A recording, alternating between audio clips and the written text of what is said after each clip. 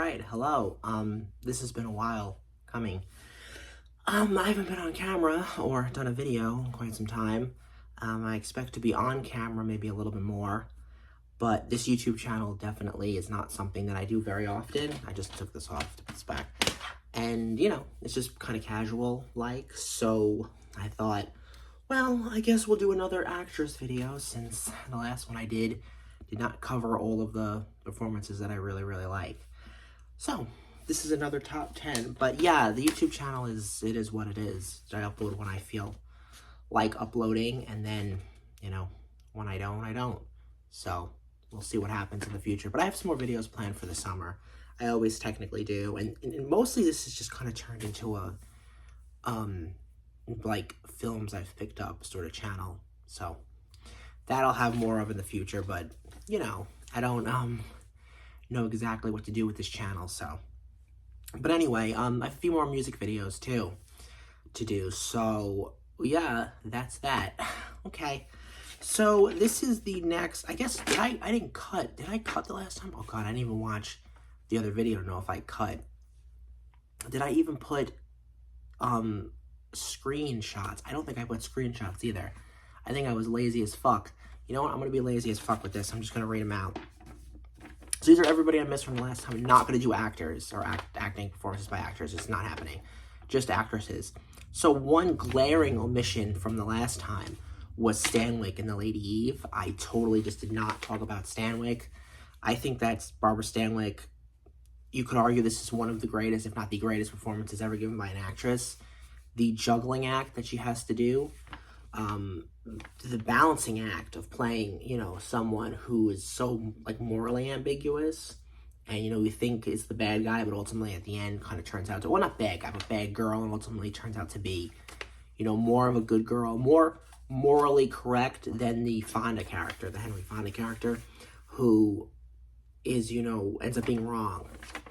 And we think Stanwyck is wrong because she's the card shark, but he ends up being wrong, sort of thing. So, and she just orbits. Well, I guess, no, everybody orbits her. She's, like, kind of like the center. And, I don't know, the way these screwball movies and the women pictures did things back then, the roles for women, they just dominated, like, every single guy in these movies. And they had no shot in hell. And I think Stanwyck is probably the strongest personality of all of those. And I think this is her strongest work, with the exception of Double Indemnity, of course. And she also did some great stuff with Sir in the 50s. So, Barbara Stanwyck and Lady Eve, I think Jean Harrington is her name. And then Eve Cedric or something. But yeah, Lady Eve. So another, actually no, that's wrong. You're going to have two Billy Wilder movies coming up, or characters next. But the first one is, I'm going in chronological order, date-wise. Gloria Swanson, Sunset Boulevard. Another performance where a lot of people say this is the greatest performance by an actress. I'm not even framed correctly. I should be sitting like this, right? No. What moves me to this stuff?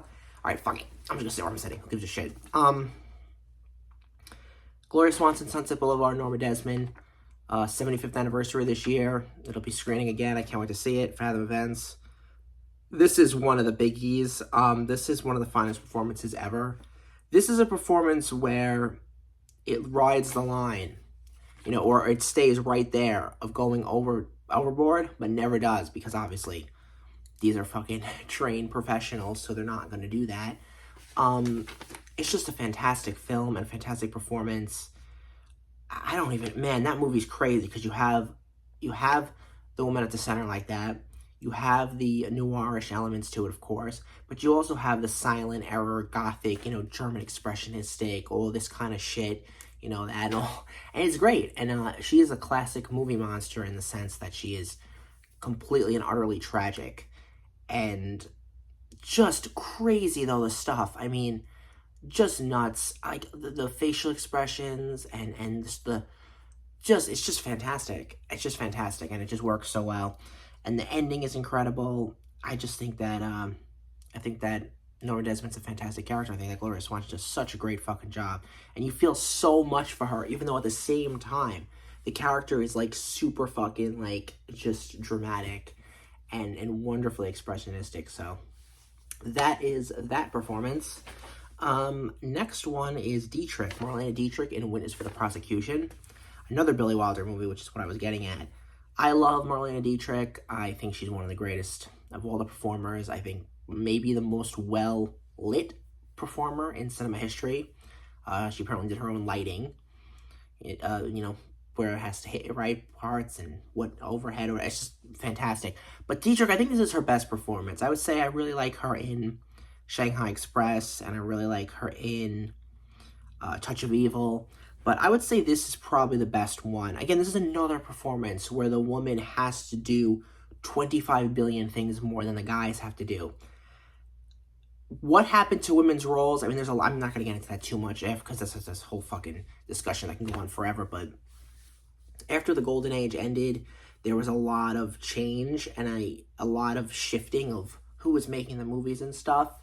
And the idea of women having such prominent roles in film kind of went to hell. Obviously, of Cassavetes and stuff, so it wasn't all gone completely. But the 70s definitely were not this time. And a role like, oh god, I forget her name though in the film. What is her name? I don't remember. I just remember the end when she's like, Len, tell him yourself, Len. It's Vol, right? No, Leonard Vol, but then what's her name?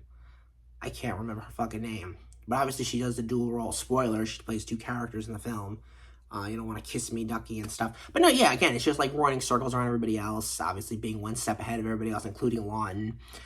Lawton is fantastic in the film, and I would have liked to have seen him in, I think she was nominated. Maybe she wasn't. Well, whatever. They both should have been nominated if they weren't. I don't remember.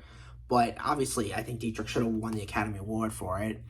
I think Lawton should have won the Academy Award for it. It's one of the best, I think it's probably the best courtroom film ever made. That's tough, because Anatomy of Murder is great, and 12 Angry Men is great, so. And they all came out around the same, actually this and 12 Angry Men came out the same year, which is fucking insane. This definitely has more of an old Hollywood feel to it than I think 12 Angry Men. I think 12 Angry Men is definitely looking ahead in terms of how movies would have been made, but this one is classical. The ending is absurd and brilliant and shocking. I guess I won't spoil it. But it has like a double twist. And I just think it's funny how they just like leave everybody in the room to have the ending. Like they don't check. Like everybody's just standing in this room. I don't know, whatever. But it's great. It's fucking phenomenal. So that's Dietrich and Winners for the Prosecution. All right, so we have the only other animated performance that I would consider worthy of being a favorite film performance or well, I gotta say Oscar award. Well, it is award worthy because on the first video I picked the Queen or whatever. So of course Lucille Laverne, but I'm going with Betty Lou Gerson.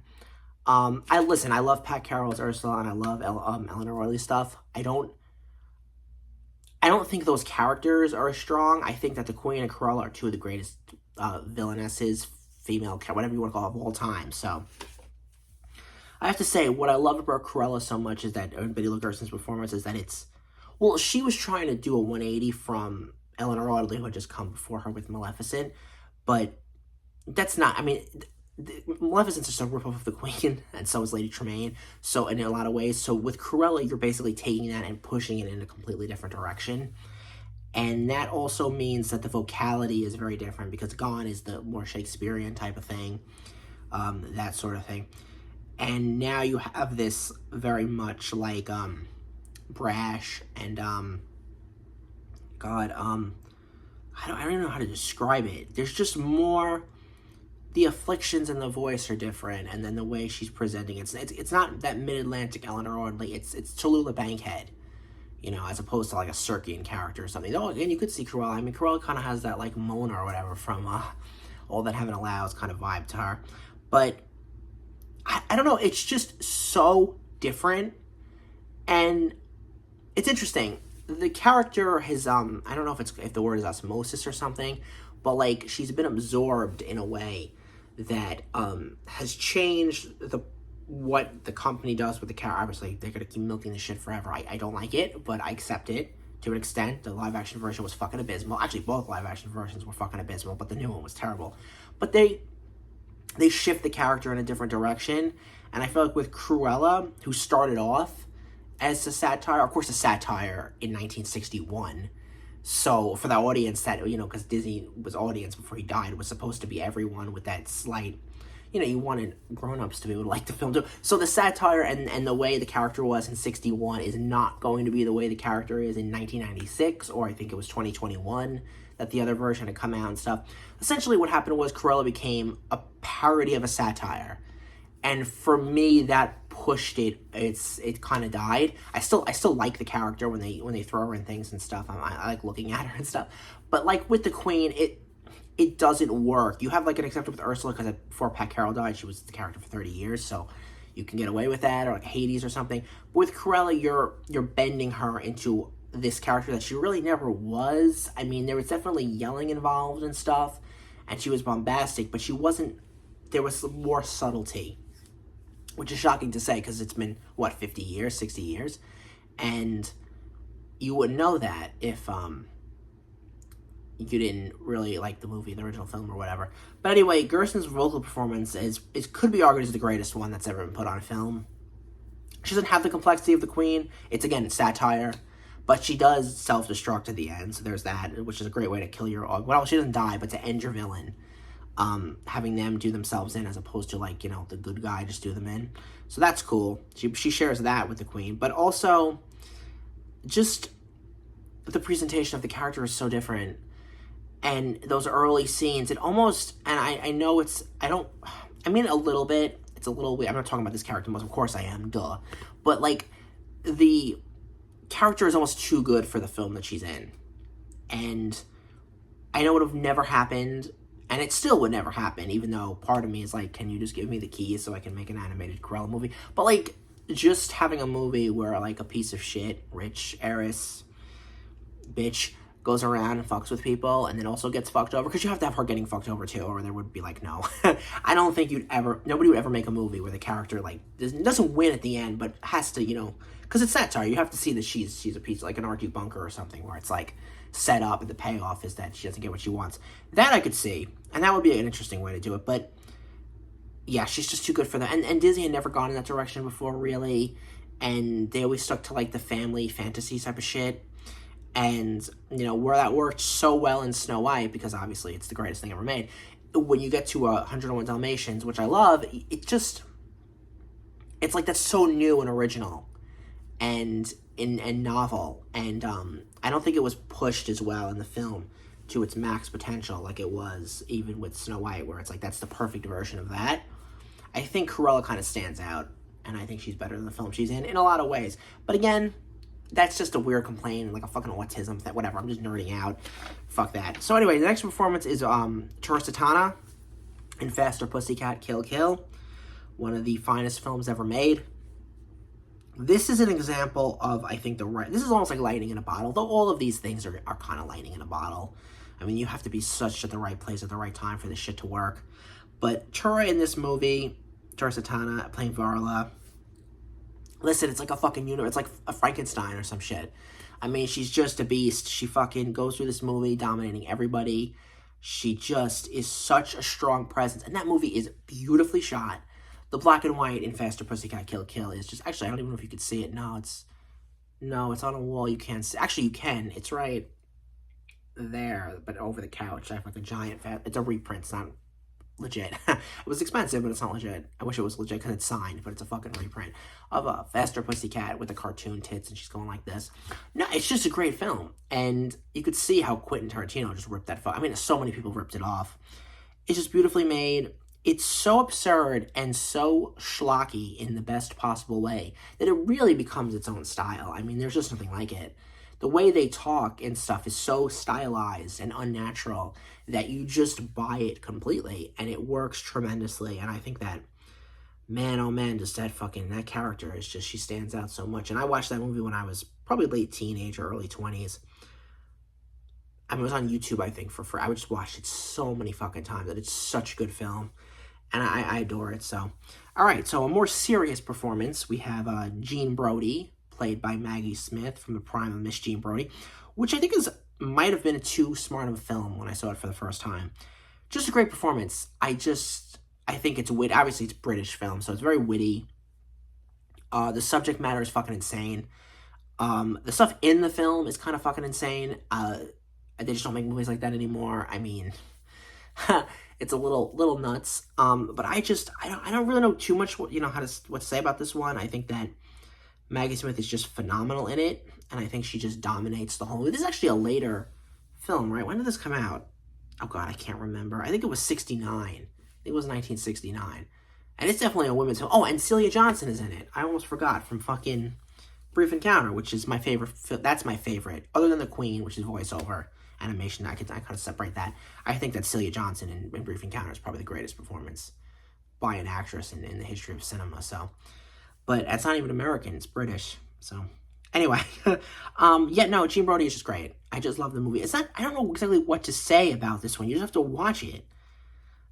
I don't really know what to say. I don't know. I'm bad. I don't know. I feel like I did a bad job with that one. But I just love her performance in it. So I think the next one, I think we had Ruth Gordon and Rosemary's Baby on the last list. So I think this is the only one that's going to have 2 entries, only actress. I love Harold and Maude. I think that this is a great film.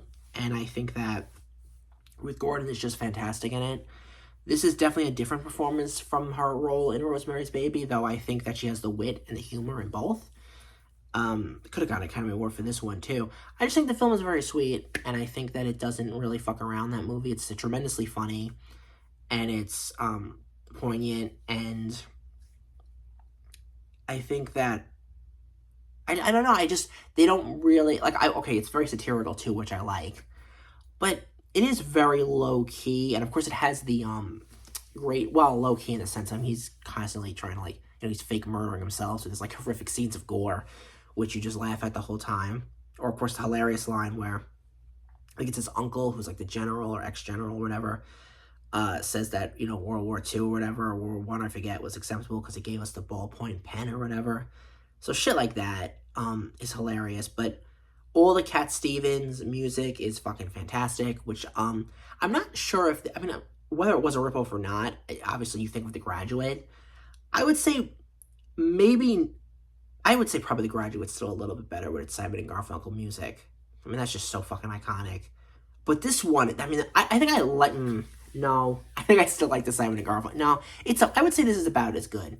I would say they're about the same in terms of quality, but maybe it's not better than The Graduate in terms of the music, but I'd probably say I like this film more overall than The Graduate, though. I like The Graduate probably a little bit less than this, but I would say the music in The Graduate is probably a better use of that than it is in this movie. But I don't know what song, God, these are some of my favorite fucking songs ever in this movie. They're fucking fantastic. They're just great, and she just looks great, Ruth Gordon. I just thought she was so beautiful, and her personality was just so great, and God, there was nobody like that woman, and I love this performance, and I love her in Rosemary's Baby. I didn't want to double up the performances, because then I could go Stanwyck could have another one, and I could go Dietrich could have another one, and obviously on the other list, Betty Davis could have another one, and who we're going to get to in a second has multiple ones, my girl, coming up. But, yeah, so Harold and Maude. Maude, from Ruth Gordon as Maude in, I don't know if we ever know her last name. I don't think we do. In Harold and Maude. So, listen, my next one, I have to pick a performance by Madeline Kahn, my homie, who apparently was in 25 failed sitcoms, which I've been watching, not the entire episodes of, because they're pretty rough.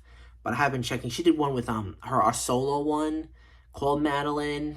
She did one with George C. Scott called Mr. President, which was fucking surreal. I'm sorry. I love George C. Scott. He's one of my favorite. I think he was the best actor to come out of that generation. But I don't think the sitcom thing was his game. It's like George Carlin doing a sitcom. Fuck that. That is not what he should have been doing. It's real weird. The tone of that show, Mr. President, is fucking weird. The subject matter mixed with a sitcom, a really shitty sitcom, was oh God, this does not work. But cast was good. Conrad Bean, I think his name was, the guy from Maude. Yeah, the show Maude with B. Arthur. I think it's Conrad Bean. Good actor. All right, so I picked Madeline Kahn in Clue. Listen, I could have picked her in Blazing Saddles. I could have picked her in Young Frankenstein. I could have picked her in Paper Moon. I could have picked her in What's Up, Doc? But actually, those were all great movies. But she doesn't have the best filmography, even though I love her in the world. Well, she's in some of the greatest films ever made. I'm just talking the sheer amount of them, which really doesn't mean shit. If you're in one good movie, that's enough, like Tura, Satana. But whatever. She's just fucking so great. Madeline Kahn is so good, and fucking Clue is my favorite one. Maybe that's a little controversial because people would probably say Blazing Saddles or something. But fuck me, Clue is so fucking good. And her performance with the flames on the side of it, all that is just fantastic. The movie is so fucking funny. And I love that film because it really is throwing everything at the wall and seeing what sticks. And this video is going on for 20 minutes already. Jesus Christ. But I just love, I talked about Cruella for like 20 minutes. That's why. Yeah, I love Clue, and I just love her performance, and I think she's very funny. I think she's very quotable. What is the one line? It's like men or flies or where men are most vulnerable. I just love it. Yes, I killed Yvette. I hated her so much. The flames on the side of my face. I love all that shit. So Madeline, Kahn, and Clue, Mrs. White, right? Is it Mrs. White? Yeah, I think it's yeah, Mrs. White. Because Peacock is Eileen Brennan, so who I also really do like. So yeah. Men should be like Kleenex. All right. So we're gonna do 2 more performances, and that should be it. Let me count. 1, 2, 3, 4, 5, 6, 7, 8. Yeah. All right. So these are 2 modern performances. Actually, pretty modern. One, I want to go with Arielle Holmes from Heaven Knows What. I think it's called. Is it Heaven Knows? Yeah, I was gonna say Heaven Can Wait, but that's the fucking Ernst Lubitsch film. Heaven. There's a lot of movies with heaven in it. The title. There's a lot of this. Heaven Knows What. There's Heaven Can Wait. There's Leave Her to Heaven. There's All That Heaven Allows. There's many films with the word heaven in it. But Heaven Knows What, Arielle Holmes playing a version of herself that she really did experience. I will say this is, she only made 3 movies, Arielle Holmes, about almost 10 years ago now at this point. Well, I guess this one came out in 2014, I think. And then she made 2 films, I think in 2016, and that was it. It was a wrap. She hasn't acted in almost a decade.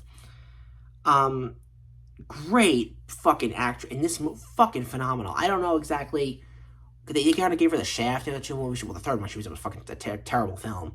The second movie she was in called American Honey. She didn't really have much to do in it, which pissed me off because I was like, I want to see her after this in something else. But hey, listen, all you need is one. This is one. The film is completely fucked up. I mean, it's just like a heroin addict. The boyfriend is a fucking psychopath. I mean, just awful human being. At one point, she like slits her fucking wrist for him. I mean, it's just nuts. The crazy fucking shit. It's just great. I love these movies. I love the Safdie brothers. And actually, the next performance is going to be a Sean Baker one. I love Safdie brothers and I love Sean Baker. I think they make the best movies today. I know they split up now. I think they have this year. I think both Safdie brothers have separate movies coming out. So we'll see which one I like more. One has Timothée Chalamet fucking a lot, which I'm just like, ooh, I don't want to see that, but I guess I will because I want to see what they do solo. But Uncut Gems is a great movie too. But this is just my favorite. And it's just a fucked up performance. And she's just so realistic in the film. I mean, there isn't like an ounce of bullshit in this movie. And I'm fascinated. And I did buy a piece of her art too, which she sold on Etsy. She has an Etsy page and a book. And I did buy a piece of art, so I didn't show that though right now. All right, we're going to get up to the last one because this video's gone on for too long. I thought this was going to be 10 minutes. I don't know why I thought that. These videos always go long if I'm talking. I think I did a pretty good job other than Jean Brodie. I kind of fucked that one up. But other than that, I think she won. Wait, yeah, Madeline, Maggie Smith won for Jean Brodie, but didn't show up. And I think she won for that other movie that sucked, but that she was good without Michael Caine. Something Hotel, I think it was called, or something. I don't fucking know. Not Grand Hotel. It was some other movie. The last performance is a performance that I think should have won an Academy Award or at least been nominated, and it would never have happened, and that is Suzanna Son in Red Rocket. Gonna be honest with you with this one. I think Suzanna Son is probably the most sexually attractive human being I've ever seen. So yeah, I mean, and she's also like a lesbian, so I just think that's fucking adorable. We're not gonna get into that, but I do have a soft spot for that. We're not gonna get into gender things. Forget that. But it is Pride. Yeah, it's Pride Month. But no, we're not doing that. But it's very, very close to my heart, the whole lesbian thing. So, Red Rocket is a movie that would never, ever, ever get close to being nominated for an Academy Award. Actually, I'm surprised with Sean Baker because that was the one he did, I think, after the Florida Project, which that one should have gotten fucking Best Picture and should have had Willem Dafoe and all that get nominated, but it didn't. Obviously, Nora did. Mikey Madison, who also gives a great performance and is also just fucking hot as hell. So that also is a performance I really, really like. But no, Strawberry, listen, I finished that movie. I cried. I was a mess. And not because the movie was sad, just because when you watched her in that movie, I just was like, I can't. This is too much. and also if you follow her Instagram stories and stuff, which I do, it's the only person I ever watch an Instagram story of. It's fucking weird. She's she's crazy. The girl's fucking nuts. I mean, she's just nuts. She's like a fucking weirdo, which is nice. So, yeah, that's that. There are some other performances recent that I like too. The fuck, I don't remember the actress's name, but I think it's Willa Fitzgerald. That might be it. From Strange Darling. That's a great performance. Anyway, that's it. I can't say much about. You gotta just watch the fucking Red Rocket. Just watch Strawberry and Red Rocket. That gave me fucking 70s feels too. That movie had a lot. Yeah, that was definitely like a 70s movie. I mean, she's like topless and stuff. I was like, I don't know. I don't know what I'm watching. I was getting all red. So that's that. Hardly recommend that film and listening to the song. What the fuck is the song? Oh, Bye Bye Bye, the cover of the other song. Is it In Sync or something? I don't fucking know. But anyway, she sings the song. It's great. I really want to see her in another legit movie again because I think she's very talented. I know her album's coming out too. All right, enough simping for the really hot ginger lesbian girl. All right, so that's the list. Listen, this is a lot of shit. Very, you go from fucking Strawberry here to Madeline Kahn to Cruella de Vil to fucking Barbara Stanwyck to Norma Desmond, Faster Pussycat. All great women roles. Love a good actress role. Obviously, since I was like 2, with Judy Greer and 13 Going on 30, I always knew that the women characters in movies were always better than the male characters. It's not even fucking close. So when you get a great woman in cinema, tends to have been from the past, but we still do nowadays too. It's just that it's not mainstream and there's no market for it, and also you have to fucking find these movies. You have to really search, I think. Well, I guess Nora got big because it was an Oscar movie, but no, they don't make roles for women of quality anymore on that level of the past. But they come close, I think, with these ones, and I think you have to look for it because it's a different time now too. And if I'm gonna like a movie nowadays with a strong female, and I'm gonna legit, not fucking Wonder Woman, not fucking baby cartoon slop, I'm talking about like a real strong woman, then you have to look not for the mainstream fare, and also want the characters to fit the time we're in because that's the best shit. Like the greatest movies and performances are always of their time and also timeless. And I do feel like with the later ones, like Heaven Knows What, for sure, and also, Red Rocket with Strawberry and all that shit, so. There was a cameo, by the way, in Nora on a sign. I know, I didn't see it when I watched the movie, but I saw it in a still. I think she was doing a show in Vegas, which I wish that was real, because I would have literally, okay. All right, I'm gonna go. So, holy shit. All right, I'm gonna go. So, thanks for watching. I will see you. Maybe I have some tribute. I have like 2 more tribute videos I might do on this channel, and then I'm done with music videos. So, we'll see about that. I've been doing those for a decade. Well, longer. I've been doing it for 15 years, but on this channel, the furthest one back, they didn't get deleted, it's 10 years old. Yeah, so that's it for this. I will see you next time with more, movie shit. I'll probably just sit like this from now on and just hold the movies up or something. I don't fucking know. I like this angle. This is kind of nice. So, there you go. Peace.